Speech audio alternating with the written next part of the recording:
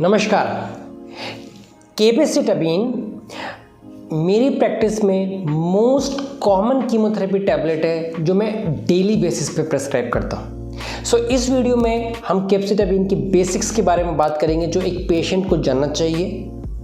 ये क्या करता है, कैसे करता है, साइड इफ़ेक्ट्स क्या हैं, साइड इफ़ेक्ट्स को मैनेज कैसे करना है, ये सब इस वीडियो में। सो केपेसिटाबीन जो बेसिकली 5-फ्लोरोयूरासिल का प्रो ड्रग है। मतलब ये सेल्स के आप जब केपेसिटाबीन खाते हैं ये एब्जॉर्ब होता है और सेल्स के अंदर कीमोथेरेपी 5-फ्लोरोयूरासिल में कन्वर्ट हो जाता है। अब इसके बारे में बात करें तो ये आता कैसे है। ये फ़िलहाल 500 mg के टैबलेट में आता है और बहुत सारी कंपनीज़ हैं, इसके लिए मैं कोई नाम कोट नहीं कर रहा हूँ। अब ये लिया कैसे जाता है। केपेसिटाबीन यूजुअली जो डोज होती है ऑफ कोर्स वो आपके वेट हाइट के ऊपर डिपेंडेंट होती है, पर करीब करीब 2 या 3 गोलियां मॉर्निंग में, 2 या 3 गोलियां रात की डोज होती हैं। करीब 14 दिन, 10 से 14 दिन, कभी कभी 21 दिन भी। इसको प्लीज़ स्प्लिट मत करिए। ये डोजिंग उसके फार्माकोकाइनेटिक्स मतलब बॉडी के अंदर इसका जो लेवल है वो पहुंचने के लिए ज़रूरी है कि ये 2 या 3 जितनी भी आपकी डोज है वो एक साथ आपकी बॉडी में जाए। सो कई पेशेंट ये मिस्टेक करते हैं कि ये हर 2 घंटे में 1 गोली करके स्प्लिट करते हैं। ऐसा नहीं करें। ये केपेसिटाबीन देने से पहले हम कुछ टेस्ट करवाते हैं जैसे CBC, RFT, LFT मतलब renal function test, liver function test, complete blood count जिसके अंदर हीमोग्लोबिन, WBC, प्लेटलेट आते हैं। ये हम इसलिए करवाते हैं कि आपकी बॉडी ये कीमोथेरेपी टैबलेट लेने के लिए फिट है कि नहीं। सो अगर आपका हीमोग्लोबिन या WBC पहले से ही बहुत कम है, या आपका एल्बुमिन बहुत कम है, या आपका बिलिरुबिन बहुत हाई है, या फिर क्रिएटिनिन बहुत हाई है जो किडनी डिसफंक्शन में, किडनी प्रॉब्लम्स में हो सकता है, तो हमें अकॉर्डिंगली केपेसिटाबीन की डोज को कम करना पड़ेगा। अब केपेसिटाबीन और फूड, ये कॉमन क्वेश्चन है कि खाने के कितनी देर बाद या खाली पेट मैं इस गोली को लूँ। सो बेसिकली जो केपेसिटाबीन टैबलेट है वो आपको करीब करीब अपने खाने से 30 मिनट, आधा घंटे के बाद लेनी चाहिए। इससे नौजिया, वॉमिटिंग कम होता है। काफ़ी सारी टैबलेट्स हैं जैसे एबेरेट्रॉन जो खाली पेट पे लेते हैं, लेकिन केपेसिटाबीन खाने के बाद लेने की है।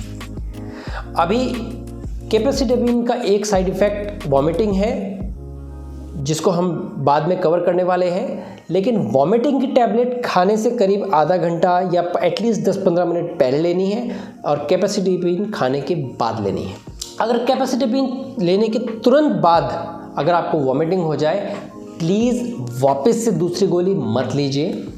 कुछ एब्जॉर्प्शन हो चुका होता है। अगर आप तुरंत दूसरी गोली लेंगे तो हो सकता है आपको ओवरडोज हो जाए। अब किसी भी टैबलेट के साथ कभी कभी मिस हो सकता है। सो कीमोथेरेपी की टैबलेट भी हो सकता है कभी आप ना ले पाएँ, कभी स्टॉक ख़त्म हो चुका होता है या आप भूल जाते हैं। इस सिचुएशन में अगर 6 घंटे के अंदर जैसे अगर आप सुबह के 10 बजे का आपका टाइम था और शाम के 4 बजे तक अगर आप याद आए कि मैं सुबह की डोज भूल गया हूँ, तो आप विदिन 6 आवर्स अपनी डोज को ले सकते हैं। अगर 6 आवर से ज़्यादा हो गया तो सुबह 8 बजे का टाइम था, 2 बज गए, आपको याद नहीं आया, तो उस डोज को नेगलेक्ट कर दीजिए। आप शाम की डोज अपने रूटीन टाइम पे लीजिए।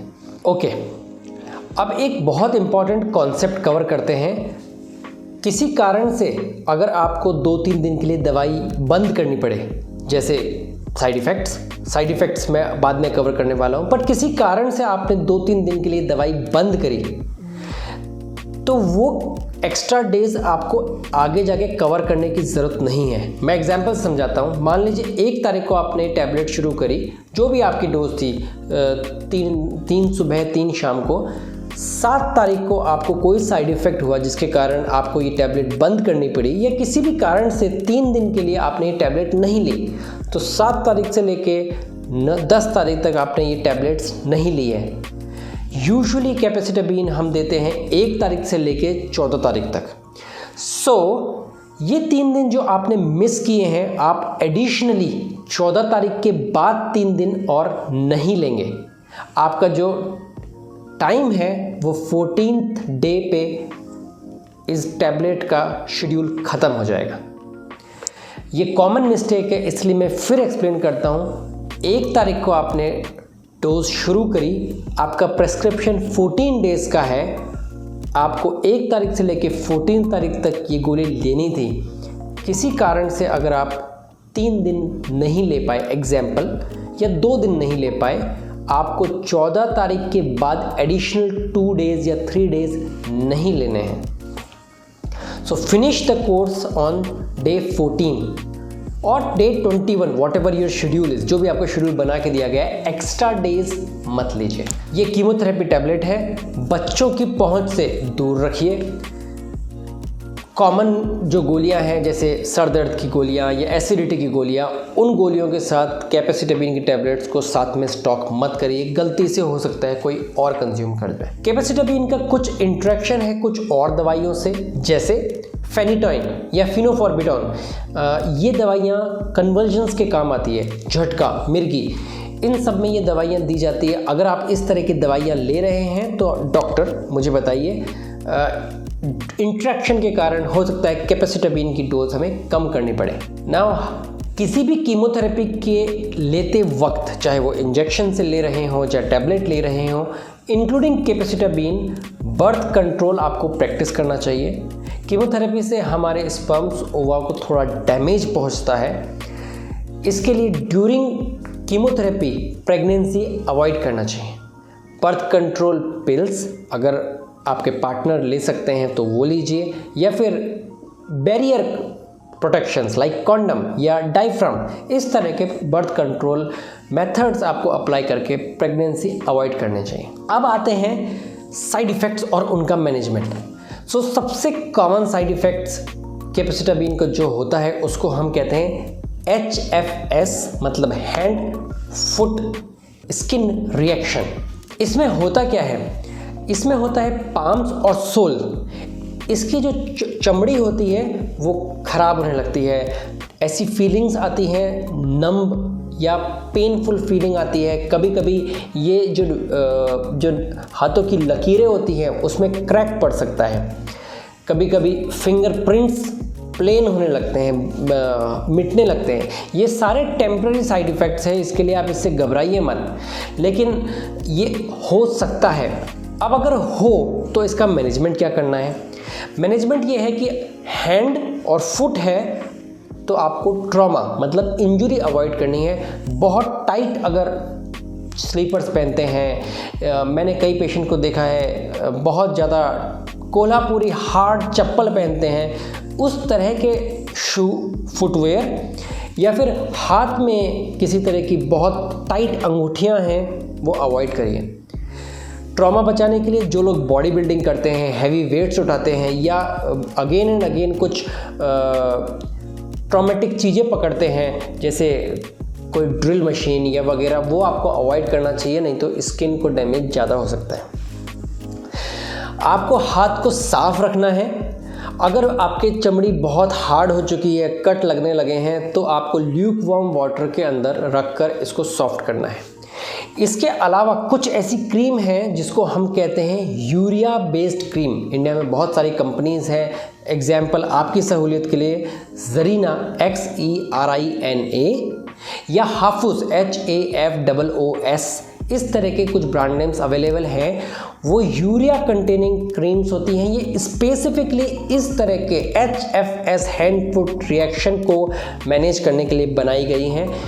सो इसको लगाने का सही तरीका ये है कि आप अच्छे से लगाइए, बहुत कंजूसी से ना लगा के। इसके ऊपर एक ऑक्लूजन ड्रेसिंग कैसे बोलते हैं, मतलब इसके ऊपर आप एक ग्लव्स पहनिए ताकि जो क्रीम लगाई है वो पुंछ ना जाए, हट ना जाए। ग्लव्स जैसे आप ब्लू कलर के जो नाइट्राइल ग्लव्स आते हैं वो पहन सकते हैं, या जो प्लास्टिक के कवर आते हैं हाथ के वो पहन सकते हैं। पाँव के अंदर भी सिमिलर चीज़, आप अच्छे से क्रीम लगा के उसको किसी तरीके से आपको कवर करना पड़ेगा किसी पॉलीथीन से, ताकि वो हट नहीं जाए। इसके लिए मैं सजेस्ट करता हूँ कि रात को सोते वक्त आप ये लगा के आप सो सकते हैं, थैली बांध दीजिए तो वो आपके हाथ सॉफ्ट हो जाएंगे। यहाँ मैं आपको एक बात बताता हूँ कि ये जो रिएक्शन है हैंड फुट सिंड्रोम या हैंड फुट स्किन रिएक्शन का, ये उसकी डोज से रिलेटेड नहीं है। कई लोग सोचते हैं कि मेरे को 3 टैबलेट्स मॉर्निंग 3 इवनिंग दी है, इसकी डोज कम करके मैं 2 या 1 ही टैबलेट लूँ तो मुझे ये नहीं होगा। ये हैंड फुट रिएक्शन बॉडी का रिएक्शन है, ये कम डोज से भी हो सकता है। अगर बहुत ज़्यादा आपको तकलीफ़ हो रही है तो डॉक्टर को बताइए, मुझे बताइए, मैं आपकी डोज कम करूँगा। इसके अलावा कुछ साइड इफ़ेक्ट्स जो आप बहुत सोचते हैं, जैसे नोज़िया, वॉमिटिंग, कैपेसिटाबीन के साथ ज़्यादा नहीं होता है। फिर भी अगर होता है तो ओंडासिट्रॉन जैसी टैबलेट दिन में 3-4 बार हम ले सकते हैं। ओंडासिट्रॉन लेने का सही तरीका मेरी दूसरी वीडियो के अंदर है, जो मैंने पाठशाला प्रोग्राम में भी कवर किया है। अगर नोज़िया, वॉमिटिंग होता है तो ये टैबलेट आप ले सकते हैं। और इसके अलावा एक साथ बहुत ज़्यादा ना खा के small frequent meals, small frequent intake आप कर सकते हैं फ्लूइड्स का, जिससे आपकी नोज़िया, वॉमिटिंग कम होगी।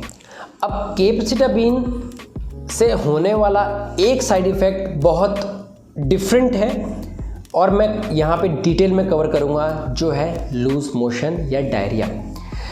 ये काफ़ी कॉमन साइड इफ़ेक्ट है, काफ़ी लोगों को होता है। इसको मैनेज करने का तरीका भी दूसरा है।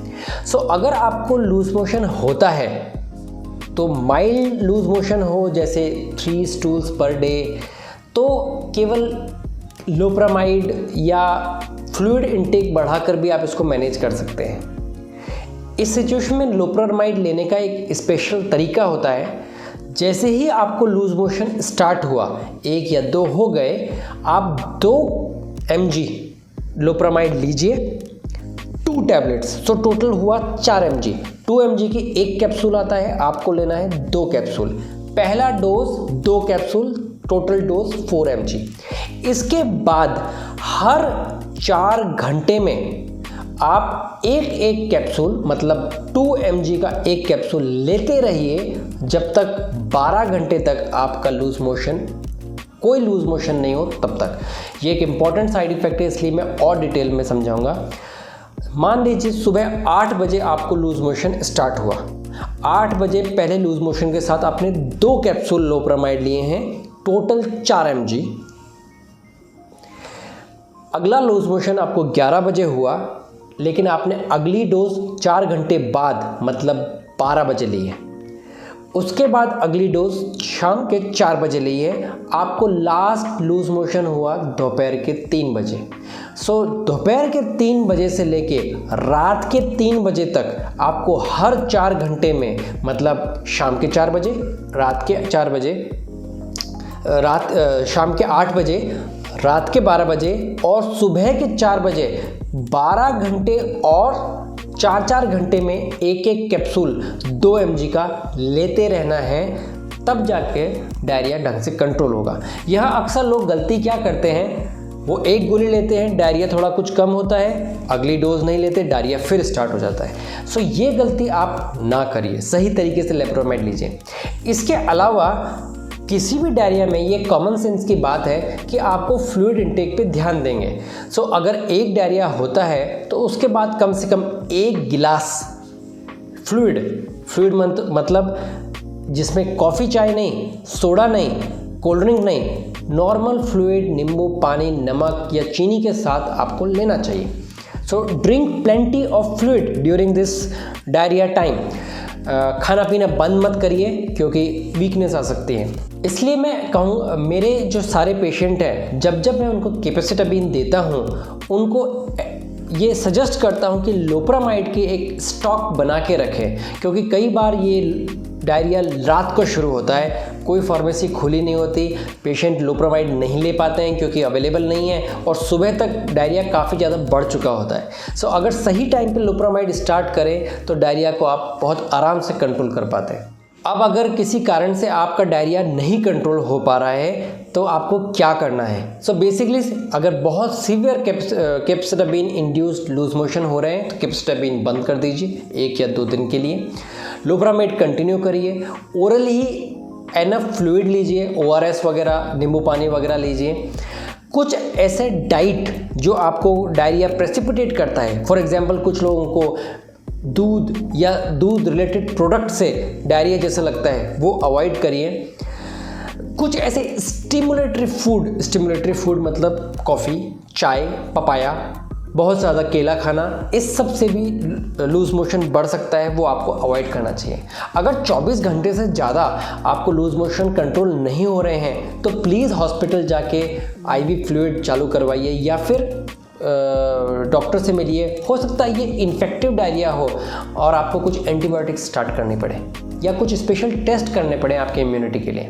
नाउ कैप्सिटापिन के बाद दूसरा साइड इफ़ेक्ट जो मैं काफ़ी डिटेल में समझाता हूँ वो है माउथ अल्सर्स या सोर माउथ। ये कभी कभी माउथ की चमड़ी के साथ साथ गम्स में भी आने लगता है। गम से ब्लीडिंग या गम सॉफ्ट हो जाते हैं, सेंसिटिव हो जाते हैं। Gums not teeth. सो लोग सेंसोडाइन लगा के सोचते हैं कि इससे हम छुटकारा पा सकते हैं, ये वो नहीं है। इसके लिए आप क्या कर सकते हैं? सबसे पहली बात तो जब ब्रश करते हैं, use very very soft toothbrush. मैं अपने पेशेंट को कहता हूँ बच्चों वाला जो टूथब्रश होता है उसको यूज़ करिए, ट्रॉमा मिनिमल होता है। दूसरी बात, आपको माउथ गार्गल करना है और माउथ गार्गल कौन सा करना है? Non alcohol based. सो बहुत सारे माउथ गार्गल हैं जैसे लिस्ट्रीन, क्लोरैक्स, ये सब में आप उनके कंटेंट में चेक करेंगे तो अल्कोहल होता है। अल्कोहल एक्सीपिएंट्स होते हैं जो उसके सॉल्वेंट की तरह काम में लेते हैं, वो वाले माउथ गार्गल्स ना यूज़ करिए। आपको soft non alcohol based gargles use करने चाहिए जैसे म्यूकोबेंस वगैरह। अगर आपके पास ये सब अवेलेबल नहीं है तो कोई बात नहीं, आप घर में अपना खुद का गार्गल बना सकते हैं। कैसे? 150 ml पानी के अंदर जो ल्यूक वार्म या गुनगुना पानी आप यूज़ कर सकते हैं, करीब करीब 1/4 चम्मच बेकिंग सोडा और आधा चम्मच नमक, कोई सा भी नमक, कॉमन सॉल्ट या फिर ब्लैक नमक या सेंधा नमक आप यूज़ कर सकते हैं और इससे दिन में 3 से 4 बार आप गरारे कर सकते हैं। कॉमन सेंस की बात है कि मुंह में छाले हैं, मुंह में अल्सर हैं, तो बहुत स्पाइसी फूड या बहुत ज़्यादा गर्म फूड अवॉइड करिए। ड्यूरिंग कीमोथेरेपी मैं सजेस्ट करता हूँ कि खाने को अच्छा से बना हुआ खाना होना चाहिए। ज़रूरी नहीं कि आप उसको गर्म ही खाएं, उसको 15 मिनट रख के 20 मिनट रख के नॉर्मल रूम टेम्परेचर पे ला के कंज्यूम करिए। गरम खाने से चमड़ी और जल सकती है और हर्ट हो सकता है। इसके अलावा कुछ फ्रूट्स भी ऐसे हैं जो माउथ अल्सर्स में इरिटेट करते हैं, जैसे पाइनएप्पल या सिट्रस फ्रूट जैसे ऑरेंजेस। ये काफ़ी एसिडिक होते हैं जो चमड़ी को और ज़्यादा इरिटेट कर सकते हैं। मेरी एक सेपरेट वीडियो है पाठशाला में भी कि ऐसे फूड आइटम्स जो हम सोर थ्रोट में या how to change your diet during sore mouth, वो मैंने कवर किया हुआ है मेरी पाठशाला प्रोग्राम में।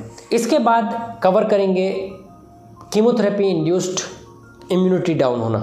सो कोई भी कीमोथेरेपी होती है, स्पेशली टैबलेट कीमोथेरेपी होती है, तो इम्यूनिटी कुछ दिनों के लिए डाउन हो सकती है। ये कब डाउन होती है? करीब करीब 7 से 10 दिन दवाई लेने के बाद। सो 1 तारीख को आपने दवाई चालू करी तो 10वें दिन ऐसा टाइम आता है जब आपको immunity WBCs white blood cells कम हो सकते हैं।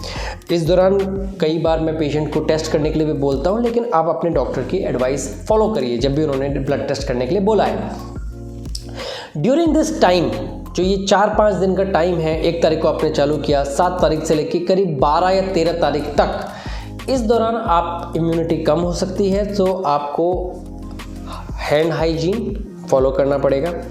खाना अच्छे से पका हुआ, पुराना खाना, बाहर का खाना, ऐसा खाना जो अनहाइजीनिक है, मक्खियाँ बैठ रही हैं, अवॉइड करना पड़ेगा। कोई और आपके घर में आने वाला या घर में रहने वाला जिसको खांसी है, छींकें आ रही है, कोई इन्फेक्शन है, फीवर है, उससे आपको थोड़ी दूरी बनाए रखनी है, स्पेशली इन दिनों। और अगर फीवर आ जाए, आपको कोई फीवर आने लगे, तो आपको फेब्राइल न्यूट्रोपिनिया का केयर टेकिंग करना पड़ेगा। लिंक वीडियो डिटेल में है, पाठशाला में भी कवर्ड है।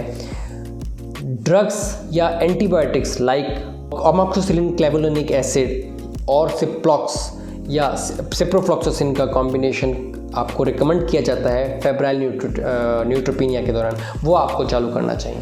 सो नेक्स्ट साइड इफ़ेक्ट जो लैब्स में दिख सकता है और आपके डेली लाइफ में रिफ्लेक्ट हो सकता है वो है प्लेटलेट्स का कम होना। अभी प्लेटलेट्स जो होते हैं वो ब्लड क्लॉट बनाते हैं।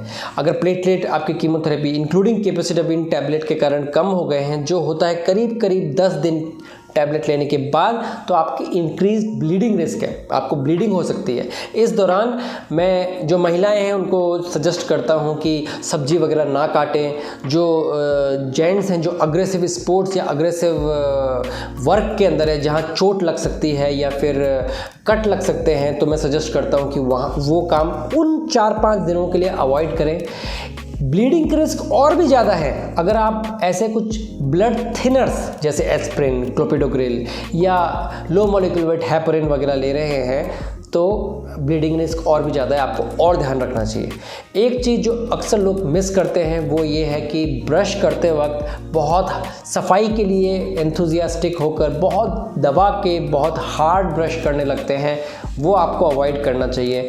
आपको सॉफ्ट ब्रिसल्स वाला ब्रश यूज़ करना चाहिए। पीडियाट्रिक बच्चों के लिए जो ब्रश यूज़ होता है वो आपको यूज़ करना चाहिए। इसके अलावा कभी कभी आपका हीमोग्लोबिन कम हो सकता है। अगर ये बहुत ज़्यादा कम हो गया, बॉडी टू बॉडी फ़र्क पड़ता है, तो आपको थकान रह सकती है, कमजोरी रह सकती है, हो सकता है मूड ख़राब रहे। इस सिचुएशन में कभी कभी बहुत हीमोग्लोबिन कम होने के कारण लोगों को नींद भी आने लगती है ज़्यादा, दिन भर वो टायर्ड रह सकते हैं। इसके अंदर अगर आप किसी कारण से हैवी मशीनरी में इन्वॉल्व हैं या डेंजरस एक्टिविटीज़ कर रहे हैं लाइक ड्राइविंग, अगर उस वक्त बहुत थकान से आपकी आंखें झपकी तो एक्सीडेंट वगैरह हो सकता है, तो वो मैं सजेस्ट करता हूँ अवॉइड करिए। बहुत अगर हीमोग्लोबिन कम होता है तो इसकी वीडियो मैंने सेपरेट कवर करी है कि कीमो चलते चलते हीमोग्लोबिन को कैसे मेनटेन किया जा सकता है या कुछ दवाइयाँ देकर हीमोग्लोबिन को बढ़ाया जा सकता है, प्लीज़ उसको देखिए। नाउ कैप्सिटाबिन का एक और स्पेसिफिक साइड इफ़ेक्ट है, मैंने बताया ये सेल्स के अंदर जाके दूसरे कीमोथेरेपी में कन्वर्ट होता है, फ्लाइफ्लोरोयूरासिल। सो इसका एक स्पेसिफिक साइड इफ़ेक्ट ये है कि जो चमड़ी सन से एक्सपोज्ड होती है वहाँ पे सन बर्न होने के चांस ज़्यादा होते हैं। सो अगर आप कैप्सिटाबिन ले रहे हैं सो अच्छे से लिबरली सनस्क्रीन यूज़ करिए। काफ़ी सारे पेशेंट्स थोड़े से एडामेंट हो जाते हैं, सर मैं ये कॉस्मेटिक्स में बिलीव नहीं करता, मैं सनस्क्रीन नहीं लगाऊंगा। सो कॉस्मेटिक्स के लिए हम सनस्क्रीन नहीं दे रहे हैं। कैप्सिटाबिन लेते हुए आपको फोटो सेंसिटिविटी हो सकती है, चमड़ी जल सकती है। इसके लिए या तो आप सन एक्सपोजर अवॉइड करिए, छाता यूज़ करिए या सन में जाना अवॉइड करिए, या फिर अगर जाना ही पड़ रहा है, जॉब का काम है, तो अच्छे से सनस्क्रीन लगाइए। लोग आपके डिस्क्रिप्शन में एक लिंक दिया हुआ है सनस्क्रीन लगाने का सही तरीका, उसको आप देख सकते हैं कि सनस्क्रीन किस तरीके से सही लगाया जाता है। अब लास्ट साइड इफ़ेक्ट जो आप लोग बहुत चिंता करते हैं लेकिन एक्चुअली कैप्सिटाबिन से होता नहीं है, वो है हेयर लॉस। सो बहुत लोग कहते हैं सर ये कीमोथेरेपी है, मेरे बाल झड़ जाएंगे, बट थैंकफुली कैप्सिटाबिन से हेयर लॉस इतना सीवियर नहीं होता। हेयर थोड़े थिन आउट होते हैं जो ट्रीटमेंट ख़त्म होने के बाद पूरे रिकवर हो जाते हैं ना। आप कर क्या सकते हैं, एक तो आप मेरा दूसरा वीडियो दे सकते हैं कि हेयर लॉस को कैसे अवॉइड करें, और अगर आप ओनली कैप्सिटाबिन ले रहे हैं तो आप ट्रॉमा जो हेयर लॉस को करते हैं, जैसे हार्श शैम्पूस यूज़ करना, बहुत ज़्यादा रगड़ के तेल मालिश करना, ये सब आप अवॉइड कर सकते हैं। Avoid bleaches, sprays, unnecessary colours. अगर आपको बहुत ही इम्पॉर्टेंट है कलर करना तो आप कलर्स करवा सकते हैं, डाइज यूज़ कर सकते हैं। Use natural colours, not artificial colours. And unnecessary pumping वगैरह इस तरह के हेयर डैमेजिंग एक्टिविटीज़ अवॉइड करिए। अब लास्ट टॉपिक, किस सिचुएशन में कैप्सिटाबिन लेते लेते आपको डॉक्टर को इमरजेंसी लेवल पे रिपोर्ट करना चाहिए। अगर कैप्सिटाबिन लेने के 7 से 10 दिन के बाद आपको सीवियर लूज मोशन या सीवियर फीवर आ रहा है, high grade fever, above 100 degree fever आ रहा है, तो आपको डेफिनेटली अपने डॉक्टर को रिपोर्ट करना चाहिए। किसी कारण से इसी दौरान आपको कोई कट लग गया, ब्लीडिंग हो रही है, या हम कहते हैं स्पॉन्टेनियस ब्लीडिंग, जैसे नाक से अपने आप खून आना, मसूड़ों से अपने आप खून आना, तो हो सकता है आपके प्लेटलेट डेंजरसली लो चले गए हों, आपको शायद बाहर से प्लेटलेट चढ़ान ट्रांसफ्यूज़ करने पड़े। उस सिचुएशन में आपको डॉक्टर के पास इमरजेंसी लेवल पे जाना चाहिए। उसके अलावा जो साइड इफ़ेक्ट्स हैं जैसे स्किन रैश या एसिडिटी या लूज़ मोशन, जो इन 7 तारीख से लेकर 12 तारीख के बीच में नहीं आ रहा है, वो सेल्फ मैनेजेबल है। मैंने जो तरीके बताए हैं उससे आप खुद मैनेज कर सकते हैं। आशा है कि इस वीडियो से आपने इम्पॉर्टेंट प्रैक्टिकल टिप्स जो ऑफन नेग्लेक्टेड है, जैसे हैंड फुट स्किन रिएक्शन को मैनेज कैसे करना है या डायरिया को कैसे मैनेज करना है, वो आपने सीखा। अगर आपके नॉलेज में कोई ऐसा पेशेंट है जो ये टैबलेट लेने वाला है या इस टैबलेट के साइड इफ़ेक्ट से जूझ रहा है, प्लीज़ ये वीडियो उससे शेयर करिए, मेरे चैनल को सब्सक्राइब करिए। और अगर आप इस कैप्सिटैबिन के बारे में और डेप्थ में जानना चाहते हैं और डिटेल में साइड इफ़ेक्ट जानना चाहते हैं, उनके मैनेजमेंट को जानना चाहते हैं, तो प्लीज़ आइए मेरे पाठशाला प्रोग्राम में। अब आपसे विदा चाहूँगा। नमस्कार।